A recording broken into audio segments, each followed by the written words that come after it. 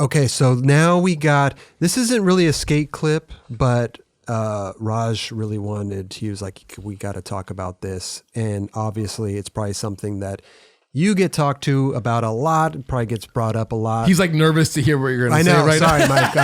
Like, what is this? But no, the running through the graveyard, I think we touched on it in your episode from the 9 Club as well. But yeah, this is like, well, why did you move to Iowa has replaced why did you run through a graveyard? Perfect. I love it, dude.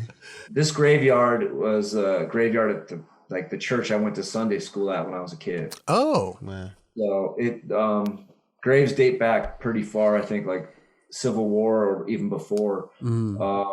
Craig Stesick was with Stacy Peralta filming the public domain video part. And there's somebody buried in that graveyard that was of some significance to Stesick.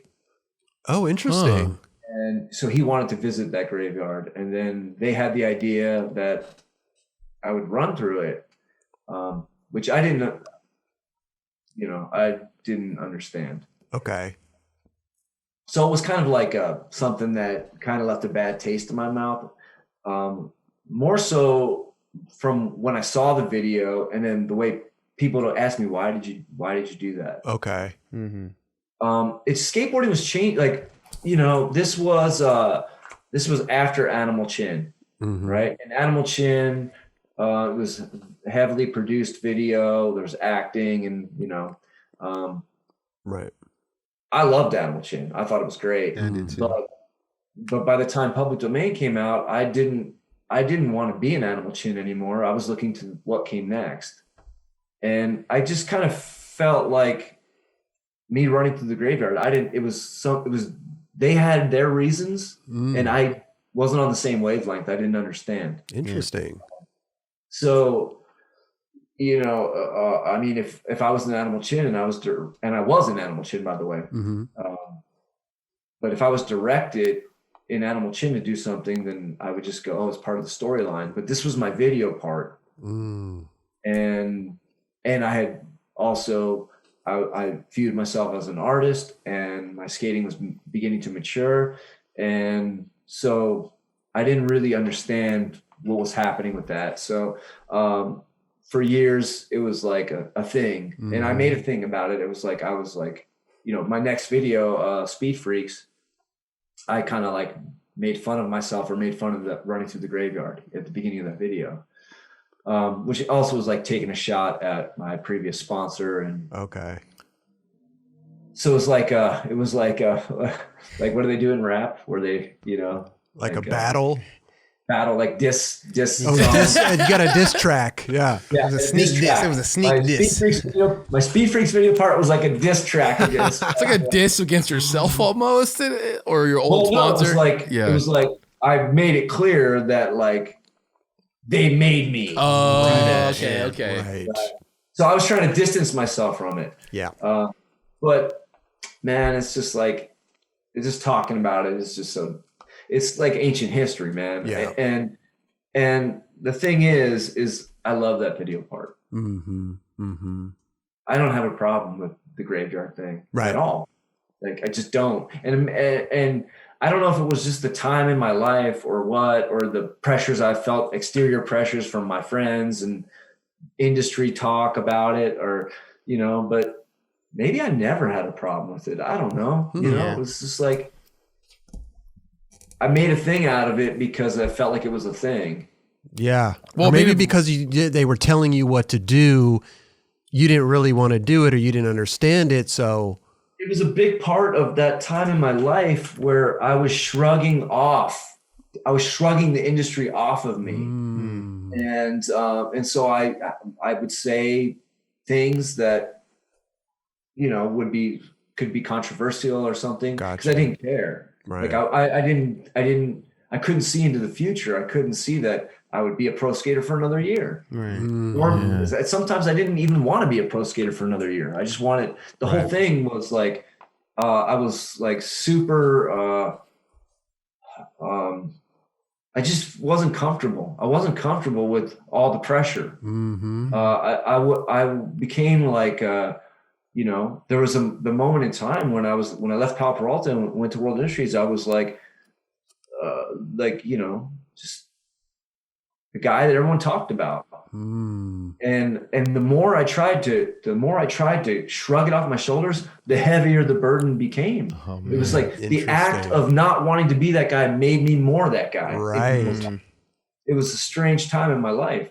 And the graveyard thing became a talking point at that time. So it stuck so hard with people. Right. Oh, when you ran through the graveyard, you know, Big Brother talked about me running through the graveyard like every other issue. You know what I mean? It's just, I did that to myself, you know? Yeah. I could have sworn when I walked up, Roger looked at Chris and was like, you got to talk about the graveyard. Is that what you said, Raj?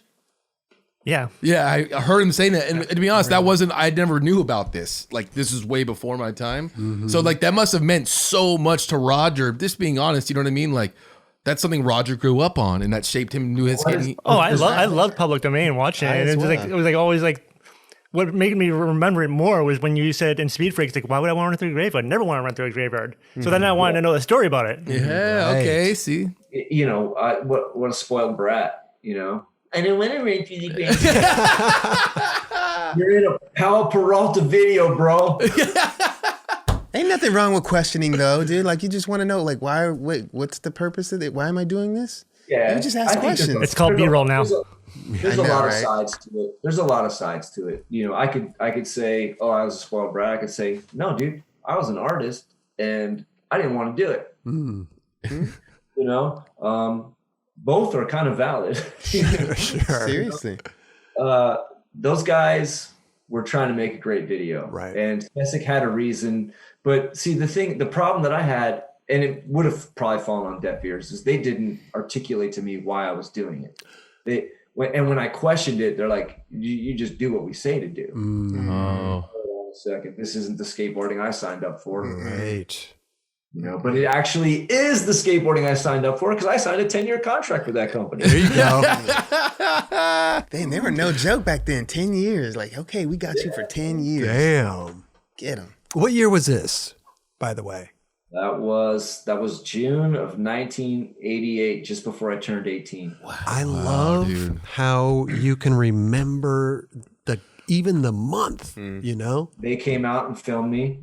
And then a couple days later, I flew to Louisville, Kentucky, and I skated in a pro contest in Louisville. I skated vert, street, and freestyle. Whoa. I skated all three disciplines. All terrain. And then I took the board that I was skating in Public Domain. I took that board apart and I gave it to a kid who was a flow rider on the Pal Peralta team at that time, Sean Mortimer. I took the board apart, handed it to him. So here, I skated this board for the video we're working on. He kept the board, had it for years and years and years and years and years. In like early to mid 2000s, I think early 2000s, he came to me. I had a warehouse in Long Beach. He came there and asked me to sign some items for a skateboard museum he was putting together in Vancouver. And he goes, "Oh, can you sign this board?" And I was like, "What the hell?" I was like, "What?" He's like, "It's your board from Public Domain." I was like, "Why do you have it?" Wow. Wow. But it's a really great story. But you know, long story short, he ends up gifting the board back to me. Amazing. Wow. That's awesome. Which was really sweet of him. I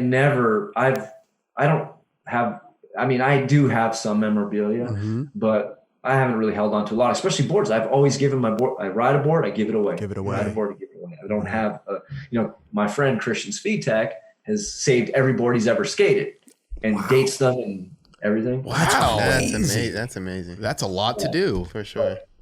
But Sean Mortimer gave me the board back because he saw the connection I had to it. It was just like really special. I love it. But so then after Louisville, then I flew to England with Lance Mountain, Steve Caballero, and Tommy Guerrero, and we did a UK tour. That was my first time overseas. I remember all of this stuff. It's vivid. That's insane. So rad. I love it. And we went to Scotland, and we were doing an autograph signing at a skate shop in Scotland, and people were talking to me, and I was just looking at them like, okay, and I would just shake my head, and I would just sign whatever they put in front of me. And they kept going, and I turned to Lance, and I said, "Hey man, what language do they speak here?" And he said, it's English. Wow. It is. My ears weren't tuned in. They to weren't any, right.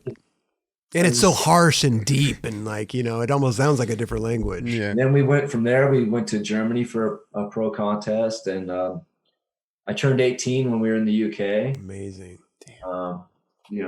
Man, it's living the dream, man. I love it, bro. Wow, I dude. love it, dude. Where is that like button? Right? Is it right here or right here? Just a little scroll coming down the bottom. It's Subscribe. over to it's on your It's on my left. right? It's on No, my on your left. left. Hey, Yeah, hit right that there. button right there. Right there. Right Yeah, there. please. The like button's kind of like in the middle there. It's like we're kind of Oh, it's like there. right here? Kind of. Like right and there? The subscribe's like over to the left. It's like right over there. All right.